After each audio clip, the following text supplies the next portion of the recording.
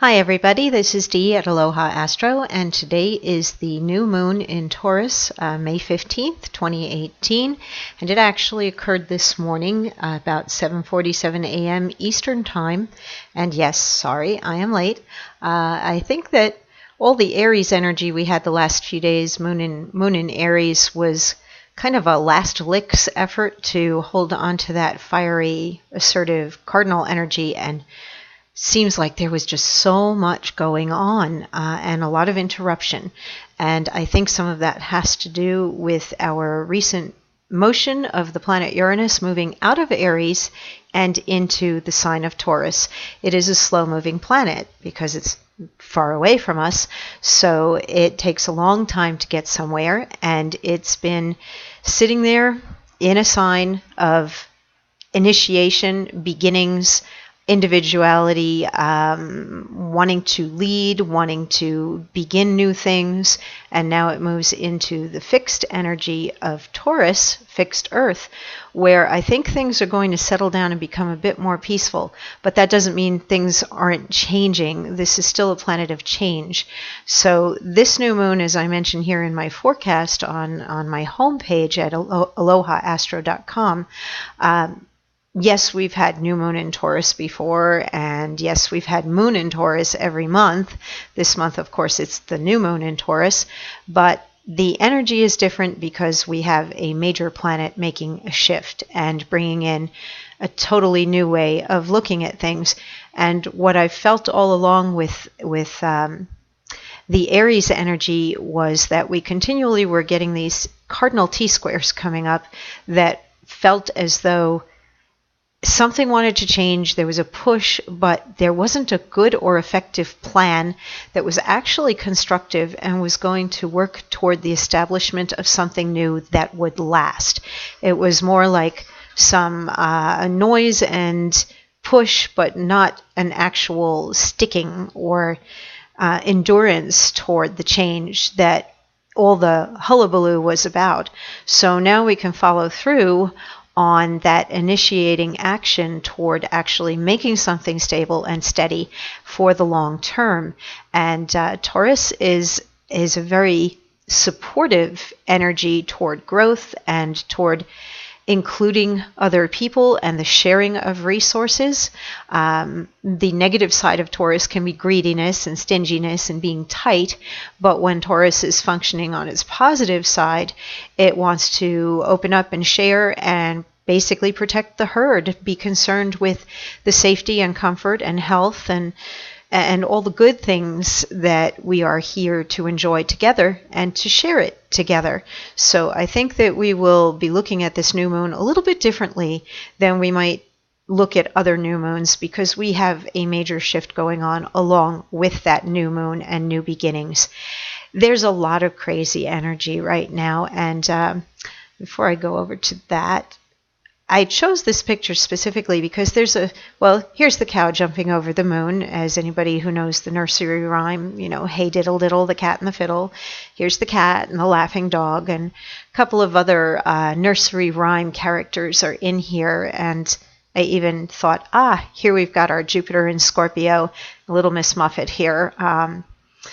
We've got the energy of Scorpio showing up with that spider, and I think we've got some Piscean energy here with a frog. We've still got Neptune in Pisces, and up here we have a little bird, which seems to represent that Venus in Gemini energy, as does Cupid, and Cupid's doing some communication here with Queen Anne. I don't know the significance of Queen Anne in this picture, but Cupid wants to be sharing some letters with her. So I find that Venus in Gemini, that definitely looks like Cupid to me, love on wings. So this seemed to resonate for me very strongly. And then the dish running away with the spoon, where the heck do they get that from? But we have some craziness going on, so I can definitely imagine a dish running away with a spoon. And let's take a look at where things are right now. And we can go back in time to, it's still up at 7 a.m. for today, so this is accurate, where we have Moon and Sun conjunct in Taurus. They form a trine to Pluto. which can give a great deal of determination to begin something new, and the intent. This is very strong intent. Pluto always intensifies things, and together this would be a desire to improve on something or make something grow or to have more. And we do have some growth support too with Jupiter in Scorpio making a trine to Neptune in Pisces. And then Venus in Gemini is also playing around here with Pluto through a quincunx. And this can be what you make of it energy. If there is something that you do desire and you are formulating a plan, this can help you to look at various options until you decide what is best for you. This does give some support to Mercury conjunct Uranus, and here we see the very beginnings, 0 degrees, 0 minutes of Taurus, where we're out of Aries now, and Mercury is nearby in conjunction. They form a square to Mars at the final degree of Capricorn.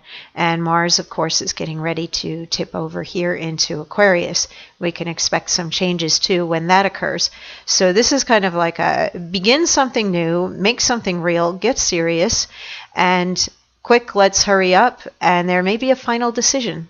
Some of you might be looking at making some sort of a final decision and realizing that whatever it is that you decide right now may be something that has long-term significance and it becomes habit or routine. It is an excellent time, actually, I think, to maybe look at your money and how you handle it, or look at your time and your energy and how you handle it, and budget your money or budget your time. Make long-term plans, but then look at the day-to-day as well. Taurus resonates with the season where we are planting and growing and everything is fertile. Nature is behind us in that regard. And I feel that in our personal lives too, energetically, the Taurus season is a time where we are expecting an abundance of good things, but it doesn't come without some work or some effort, as this square here plainly says that, okay, you want changes or you want to make things better. Well, you're going to have to want it very badly, and you're going to have to work very hard at it, and you may have to grab a hold at the last minute. You may have to finally decide and make a decision and jump in and then get ready to do the work of it, whatever it might be. I feel like anytime we have a strong aspect occurring with the North Node, we also have a sense of importance or karma, fate, destiny. And in the very creative fire sign of Leo, supporting Saturn, this can also be constructive, that if you are ready to build something, if you are ready to make something real, the passion for it can feel as though it's the right time. It's the time to do it. It's the time to follow through and create that thing. Venus in Gemini, it's mutable, it's flexible, adaptable, changeable. It is also very social and tends to be open-minded and curious and enjoys having fun with others, enjoys communicating. And I think with the energy we see going on here, and Venus is rather busy with Jupiter, Venus is busy with Pluto, Venus is busy with Mercury and Uranus, wanting something better, looking at the options, making the connections, and then making the plans, getting the plans together. This is all about the planning. The how are we going to do something? Who do we need to talk to? What are the details? What are the options? Using imagination, following through on those imaginative impulses. And Chiron here in Aries, it's also engaged with Mars, and I think there's the opportunity for constructive growth. We have Chiron now at 1 degree of Aries, and it's come out of Pisces not too long ago. In fact, does it show when it did that? Chiron. No, I do not see it over here on the side as to when that occurred. But again, kind of last chance to begin something new. We have a door closing and a door opening here. and a lot of seriousness and intensity coming up behind it. And then the idea of persisting and basically putting one foot in front of the other, the steady persistence. In my daily forecast that I wrote today, I talked about making a list in order to manifest things. Taurus does rule the second house of money and also personal values, self-worth, self-esteem. If you're looking to improve yourself or feel better about yourself, look at what you might want to do in order to do that. And if you are looking to improve your finances, look at that as well. How can you become more? How can you have more? How can you share more? Very often when we share, we are opening up to the universe to fill up our cup again after we have gone and emptied it out. So be generous, be open, give where you feel guided to give, and some of the receiving may happen passively, but from what I see here, I think with the new moon, it's saying figure out what it is that you want to manifest, write it down, and then look at that list every day. Do a little bit of something, even if it's just one little thing outside of your normal routine that is directly related to what you want to manifest.